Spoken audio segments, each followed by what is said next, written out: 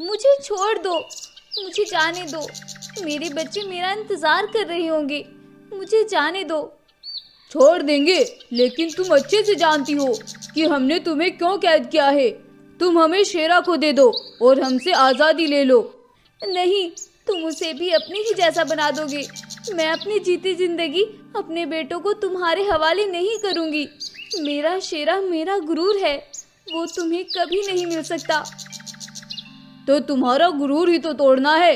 मुझे शेरा चाहिए।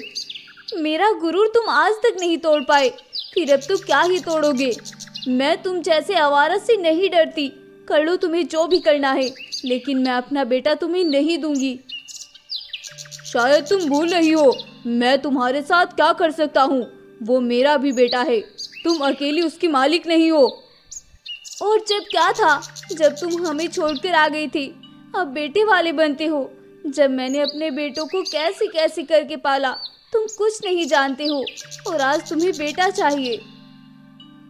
इधर शेरनी बगदीरा से बहस करने में लगी थी, और उधर शेरनी के दोनों बेटे अपनी माँ की वजह से बहुत परेशान थे। शेरा भाई, माँ कल से गायब है, वो अब तक क्यों नहीं लौटी? पता नहीं यार, ये तो मुझे भी नहीं समझ आ रहा है। तुम ठहरो, मैं अभी जाकर जंगल में पता करके आता हूँ। अब शेरा अपनी माँ को तलाश करने जंगल में जाता है, और वह अपनी माँ के बारे में जंगल में पूछताछ करता है। तभी एक गाय उसके पास भागते भागते आती है, और वह बोलती है, शेरा बेटा, अपनी माँ को बचा लो, वो बगदीरा वरना उसे मार डालेगा। कौन बगदीरा? और उसने मेरी माँ को क्यों कैद किया है? ये तो तुम्हें तुम्हारी माँ ही बता सकती है, लेकिन अभी तुम्हारे लिए अपनी माँ को बचाना जरूरी है, वरना वो बहुत जालिम है बेटा। लेकिन गाय आंटी, वो बगदीरा है कौन और वो कहाँ पर रहता है? मुझे उसके ठिकाने का पता बताओ। वो यमुना नदी के उस पार जो जंगल का आधा हिस्सा है, ठीक वही उसने रानी शेरनी को कैद किया हुआ है। जाओ जल्दी और अपनी माँ को बचा लो। अब शेरा जल्दी से उस नदी की ओर दौड़ता है, और कुछ देर बाद वो वहां पहुंच भी जाता है। लेकिन तब तक बगदीरा उसकी माँ को मार मार कर जख्मी कर चुका था। अब शेरनी बिल्कुल खून से लथपथ हो चुकी थी। रुक जाओ बगदीरा, अब अगर तुमने एक कदम भी आगे बढ़ाया तो मैं तुम्हारे इस पूरे इलाके को शमशान में बदल दूंगा। बेटा, तुम यहाँ से भाग जाओ, चले जाओ यहाँ से। माँ, मैं आपको लिए बिना यहाँ से नहीं जाऊंगा। और तुम चाहते क्या हो मेरी माँ से? बेटा, तुम इससे बहस ना करो और चलो यहाँ से। माँ, हम इसे ऐसे नहीं छोड़ सकते। ये कल आपके साथ कुछ और करेगा। मैं इन सबको अभी बताता हूँ। नहीं बेटा, अब मैंने तुम्हें मना कर दिया तो कर दिया। तुम अभी मेरे साथ चलो, चलो यहाँ से। शेरनी के ऐसे फोर्स करने पर शेरा अपनी माँ को लेकर चुपचाप वहाँ से आ जाता है। लेकिन शेरा को एक बात खाई जा रही थी कि आखिर ऐसा क्या था जो उसकी माँ ने इतनी मार खाने के बाद भी उस बगदीरा को बचाया। कुछ देर बाद वो दोनों अपनी गुफा में वापस आते हैं, और शेरा अपनी माँ का इलाज करवाता है। लेकिन वो मन ही मन बहुत परेशान था। अगली सुबह होती है और शेरा अपनी माँ से बोलता है, माँ, कौन था वो शेर? क्या आप उसे जानती हो? शेरनी शेरा के ये सब पूछने के बाद भी चुप रहती है, और वो कुछ भी नहीं बोलती है। माँ, मैं आपसे कुछ पूछ रहा हूँ, आखिर कौन था वो शेर?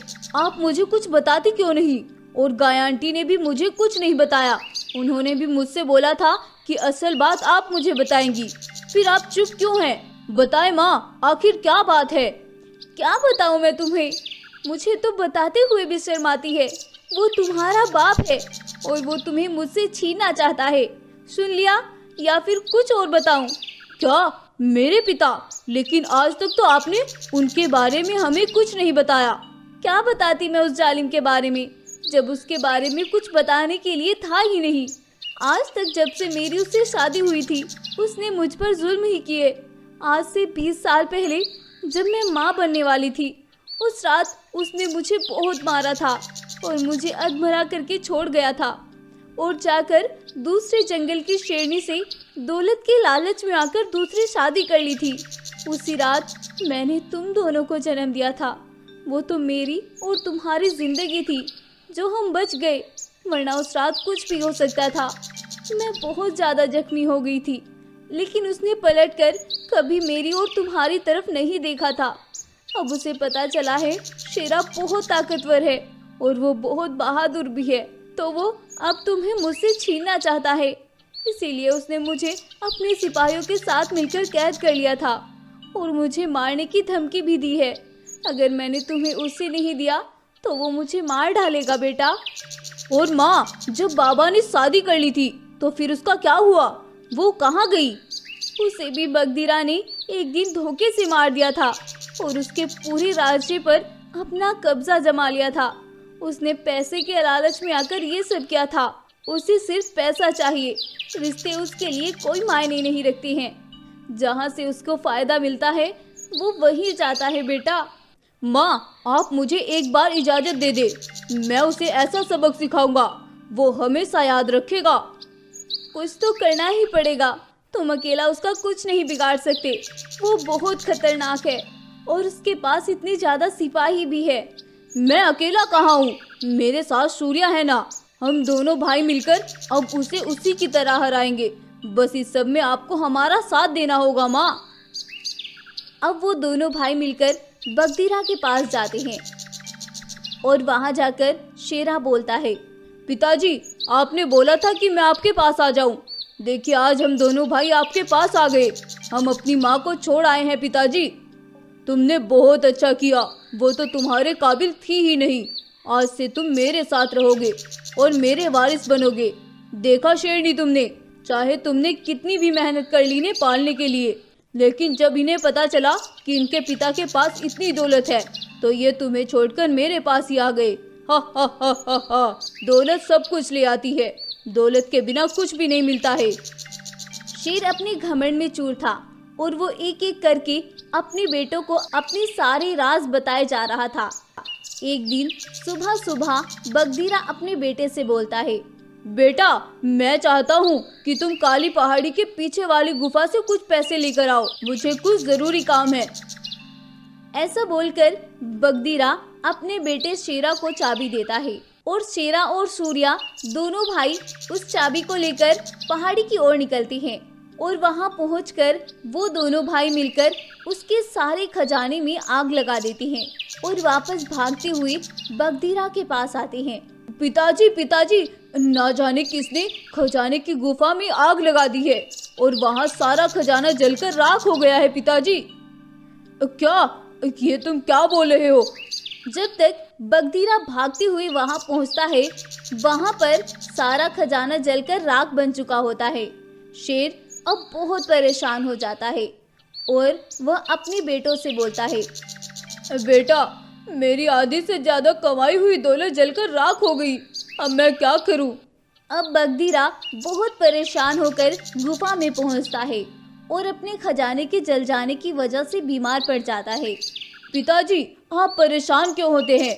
एक खजाना ही तो था, वो तो हम कभी भी कमा सकते हैं, लेकिन आपकी जिंदगी हमें उससे ज्यादा प्यारी है, आप जाने दो।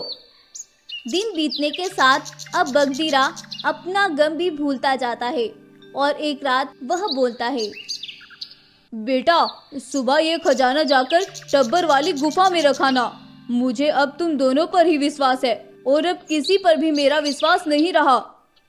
शेर ये कहकर सो जाता है और वह दोनों भाई टब्बर वाली गुफा को सुबह होने से पहले पहले खाली कर देते हैं और सारा खजाना वहां से दूसरी गुफा में रखकर वापस आते हैं। सुबह होने पर वो दोनों भाई जब वो खजाने से भरे बक्से लेकर चलते हैं तो बगदीरा शेर बोलता है, रुको बेटा, मैं भी तुम्हारे साथ चलता हूँ, न जाने रास्ते में क्या हो जाए, तुम अकेले कुछ नहीं कर पाओगे। अब बगदीरा भी अपने बेटों के साथ जाता है, लेकिन वो खजाना तो उन्होंने रात को ही वहां से गायब कर दिया था।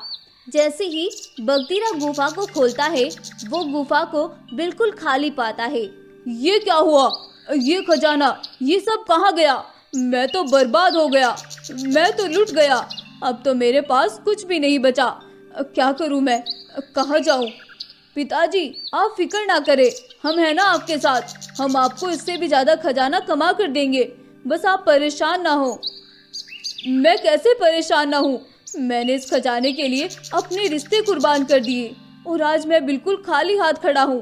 पिताजी, तभी तो कहते हैं कि रिश्ते बेमोल होते हैं और दौलत कभी भी कमा सकते हैं, लेकिन रिश्ते अगर एक बार टूट जाए तो वापस नहीं आते हैं। और हम यही सब आपको बताने के लिए आपके पास आए थे और अब हम भी चलते हैं। और कहाँ जा रहे हो तुम बेटा? तुम तो मेरा साथ ना छोड़ो, मैं तो बर्बाद हो गया। मुझे अकेला छोड़कर मत जाओ। मैं तुम्हारी माँ से भी माफ़ी मांग लूँगा, लेकिन मुझे छोड़कर मत जाओ। अब बगदीरा शेर अपने बेटों के पीछे पीछे दौड़ता हुआ आता है और वह शेरनी के पास आकर उससे माफ़ी मांगता है। और मुझे माफ़ कर दो शेरनी, अब मेरे पास कुछ भी नहीं बचा, मैं तो बर्बाद हो गया। और जब मुझे छोड़कर गए थे तब क्या था? दौलत किसी की नहीं होती, आज है कल नहीं है, लेकिन रिश्ते हमेशा साथ रहते हैं। मुझे अब सब समझ आ गया है, मुझे माफ़ कर दो। आज के बाद मैं कुछ भी ऐसा नहीं करूँगा जिससे मेरे परिवार को कोई परेशानी हो। एक बार मुझे माफ़ कर दो। अब शेरनी शेर को माफ़ कर देती है और बोलती है, तुम्हारा खजाना कहीं नहीं गया, वो सब मेरे पास है। ये सब मैंने तुम्हें एहसास दिलाने के लिए किया था। उस दिन वहाँ आग भी मैंने ही लगवाई थी, लेकिन वहाँ से तुम्हारा सारा खजाना निकाल लिया था। तुम्हारा खजाना मेरे पास सुरक्षित है। ये सब सुनकर शेर बहुत खुश होता है और अब शेर बिल्कुल साफ मन से अपने परिवार के साथ खुशी खुशी रहने लगता है। और ये कहानी यहीं पर खत्म हो जाती है।